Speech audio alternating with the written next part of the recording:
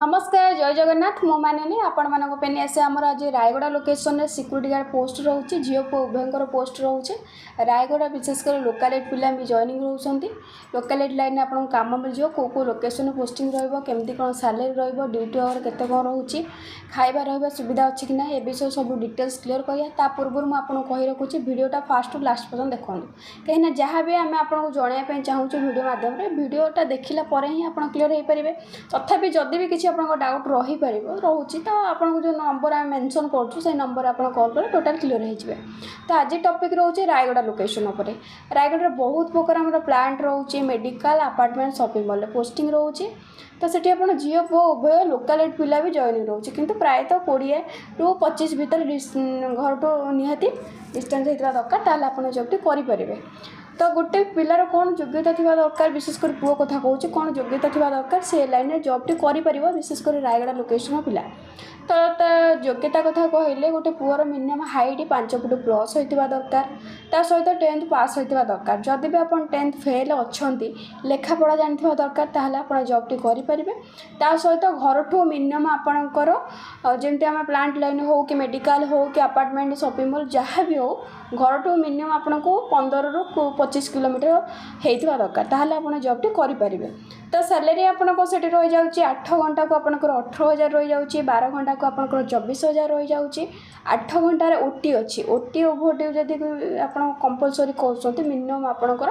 20-25,000 भी आप इनकम करेंगे 8 घंटा ड्यूटी रे। तो छुट्टी तो सेठी आपंकर ना छुट्टी तो जेहेतु आपंकर रहूना तो सेठी 12 घंटा ड्यूटी रहा सहित 8 घंटार ओटी ओभरड्यू रहा फ्री कोस्ट रोचे खावाई कैंटीन में सुविधा अच्छी कैंटीन कहले मिनिमम आपको 2,500 कि 3,000 भीतर खाଇବା खर्च कटुची आपनकर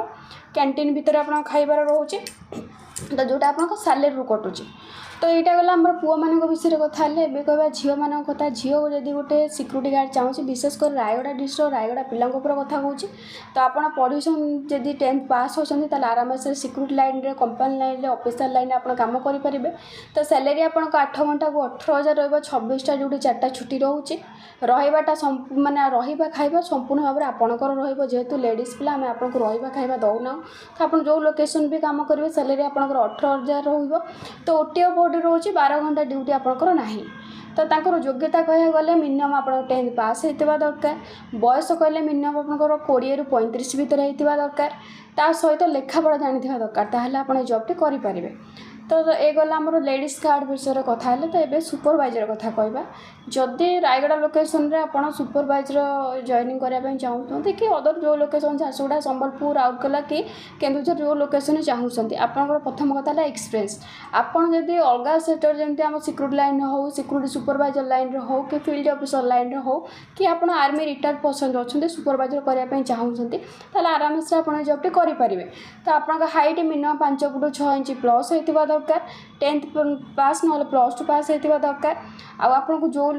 आप अलग संस्था जो काम करेंगे तार आइडेंटी कार्ड हो सैलरी स्लिप हो किसी भी प्रूफ आपके थी दरकार ताहले आप जॉब टी करेंगे। तो सैलरी आपंकर आसी जाऊँगी 18 ରୁ 20,000 रोचे 8 घंटा को 12 घंटा को आपंकर आसी जाऊँगी 23 ରୁ 25,000 रहा संपूर्ण फ्री रोचे खावाई कैंटीन में सुविधा अच्छी ता सहित आपंकर ओटी ओभरड्यू अच्छी एक्स्ट्रा पेमेंट आपंकर आराम से रही। तो ये गला आम सुपरवाइजर आम ये कह फील्ड ऑफिसर कह गला आप जानते आर्मी रिटायर्ड पर्सन होता नचेत आप निहाती सिक्यूरीटी सुपरवाइजर लाइन 10 ରୁ 15 वर्ष एक्सपीरियंस थी ताहले आप जॉब टी करेंगे। तो आप ग्रेजुएशन पास होता निहाती दरकार नचेत आप हाइट मिनिमम 5 फुट 6 इंच ରୁ 8 इंच प्लस होता दरकार ताहले आप जॉब टी करेंगे। तो सैलरी आपंकर आसो 8 घंटा को आपंक 25,000 भीतर रही जाऊँगी 12 घंटा को 23 ରୁ 32,000 रही जाऊँगी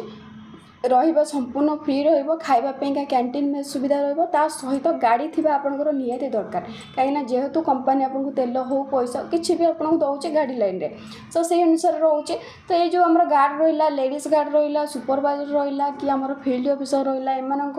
डॉक्यूमेंट कौन रोटी ऑफिस रमी विजिट करेंगे नंबर केमती पाइबे तो आसतु आम क्लीयर करिए। तो मुझे सब कहूँ जेहेतु आम सिक्यूरीटी लाइन कि सिक्यूरीटी सुपरवाइजर लाइन में आम कथा हो कि फील्ड ऑफिसर लाइन में कथा हो जाए तो आपणकर निहाती जॉइनिंग रजिस्टर यूनिफॉर्म भाव में किसी पेमेंट लगुच आम आपको जो नंबर मेंशन करूँ से नंबर माध्यम आप कॉल कले टोटाल क्लीयर हो केते कौन डिपोजिट रोचे।